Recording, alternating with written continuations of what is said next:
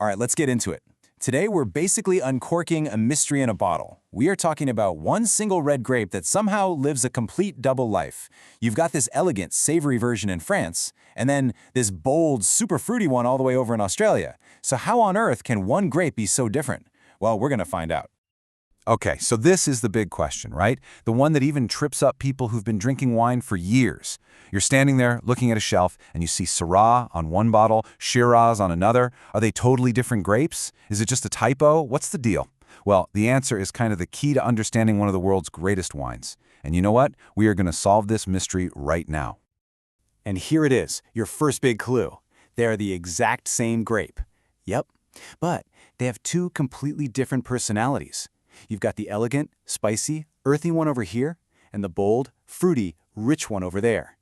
The secret to this whole split identity thing, as we're about to find out, it's all about location, location, location. So to really crack this case, we have to go back to the beginning. We need to understand the grape itself. Before it was ever called Syrah or Shiraz, what was it? Let's dig in and look at the evidence. So first things first, what is this Syrah grape at its core? Well, it is a true powerhouse, no question. It makes these wines that are super dark, almost inky in the glass, with this really full body texture. And here's the crucial part. It has what we call robust tannins. Now, tannins are that compound that gives you that kind of drying feeling in your mouth, but they're so important.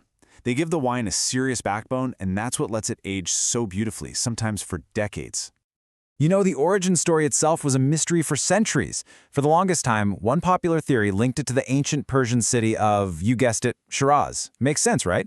Then there was another one that said Roman soldiers brought it over. But in the end, modern science came in and gave us the definitive answer.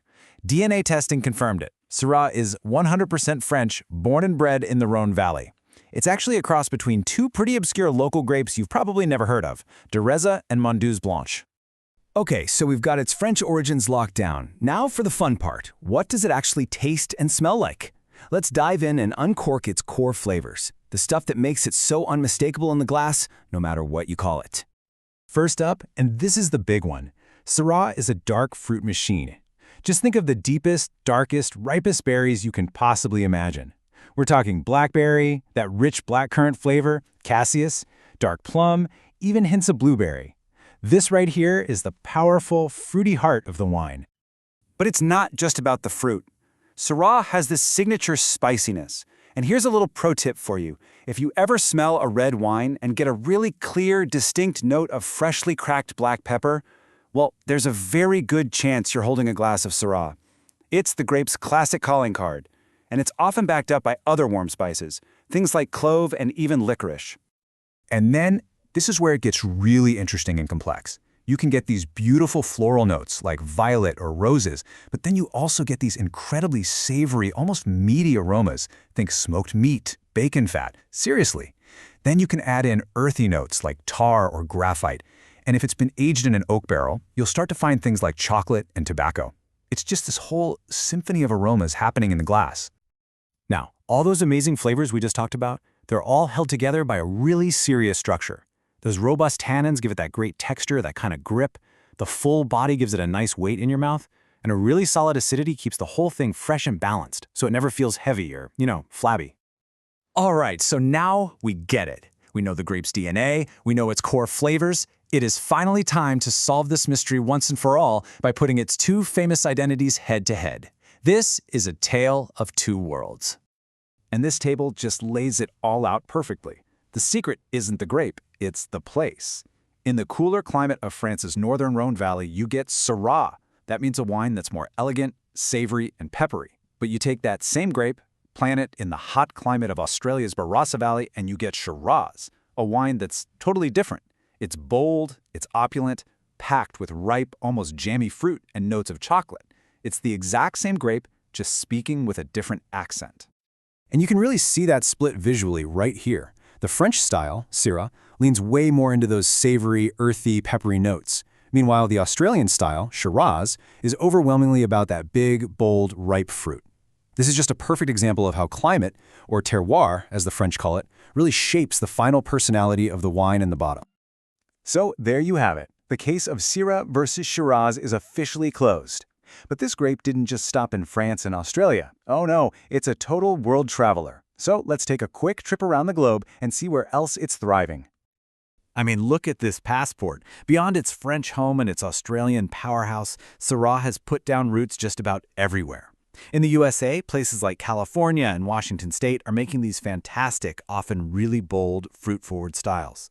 Head down to South Africa, and they're producing these complex wines with a really unique, savory, earthy twist. Then you've got Chile, where their cooler spots are crafting more elegant, structured wines. And believe it or not, it's even a promising newcomer in places like Brazil. It's incredible. Okay, now we get to the best part, right? You've picked out your bottle, you know its style, so what are you going to eat with it? Well, with its bold structure and savory character, Syrah is basically a meat lover's dream.